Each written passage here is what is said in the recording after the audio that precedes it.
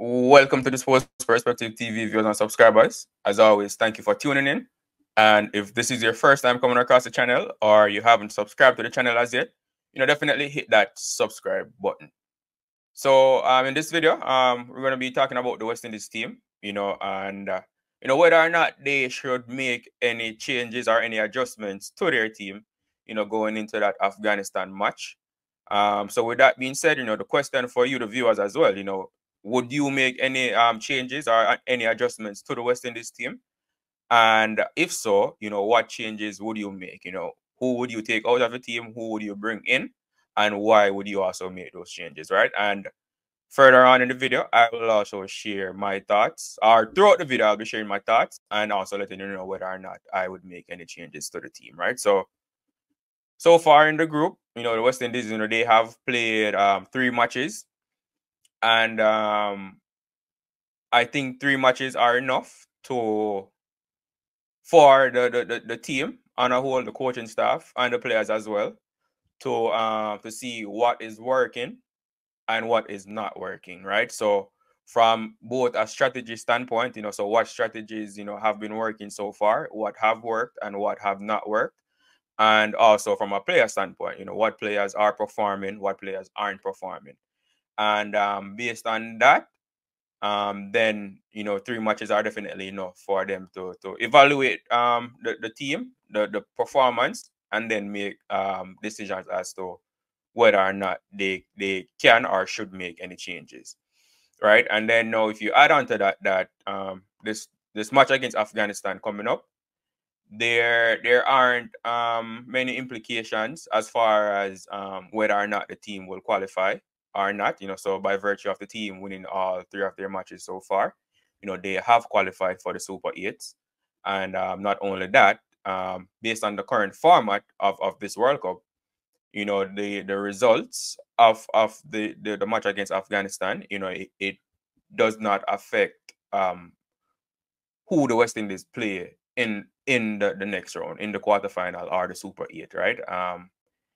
So it's with that in mind that I think that this is a perfect match for the team to make adjustments, to make changes as well, in an attempt to fine tune the team, because if we're being honest, the team has not been perfect. With no team would be perfect, but I personally think that there are definite changes that need to be made.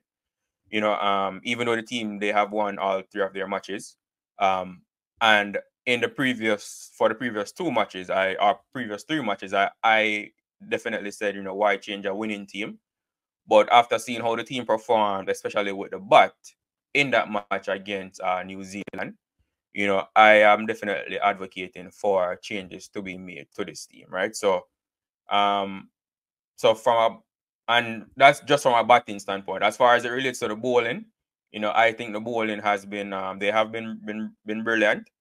So personally, I would not make any changes to the bowling or to the bowling lineup or replace any of the bowlers in the team. And that's just my personal opinion. If you have a different opinion, you can definitely share it in the comment section as well.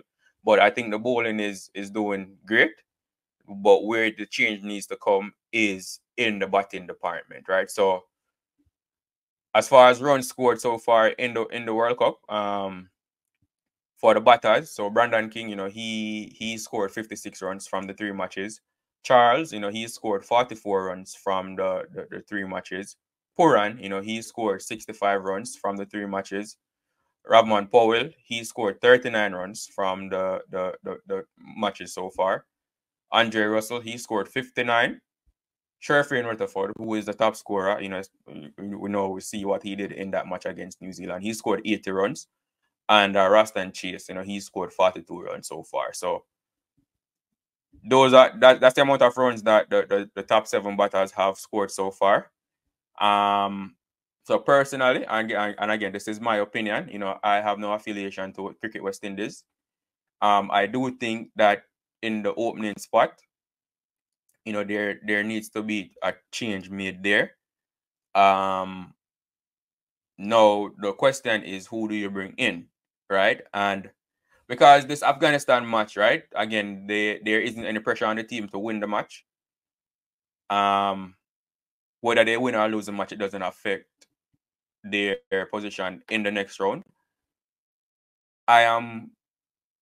Shai Hope would be the natural replacement, right? And if Shai Hope comes in, then that's fine. Personally, I would replace Charles, but I was thinking, right, and I was thinking even a Shimron Hetmyer, because we've all said that Hetmyer could replace Rutherford if Rutherford doesn't perform. But Rutherford is performing. Rutherford won us the match against New Zealand with his batting. So I was thinking along the lines of, can Shimron Hetmyer come into this team as an opener, right, and replace Charles as at the top of the order as an opener? And here are the reasons why I was thinking that, right? So Shimron Hetmyer being a left-handed batter, right, it would mean that there's a right-hand left-hand combination at the top of the order for the West Indies, which can which pose challenges to bowling lineups. If you're constantly having to change your line depending on whether you're bowling to a right-hander or a left-hander, then that can throw the bowler off at times, right? Not only that, I think Shimron Hetmyer, he has the ability to rotate the strike better than the openers that we've used so far. Shai Hope also does have that ability as well. So whichever one of them comes in at the opening spot, would be okay with me. But I was just thinking, of things that the team could do different, right? And like I said, this is the match for the team to experiment things and make changes. And that was something I was thinking, Hetmyer being the type of player that he is, he can score fast and he has the ability to rotate the strike as well. And you add that to the fact that he's a left-handed batsman, so that left-hand right-hand combination at the top of the order might be something that can be beneficial for the team, right?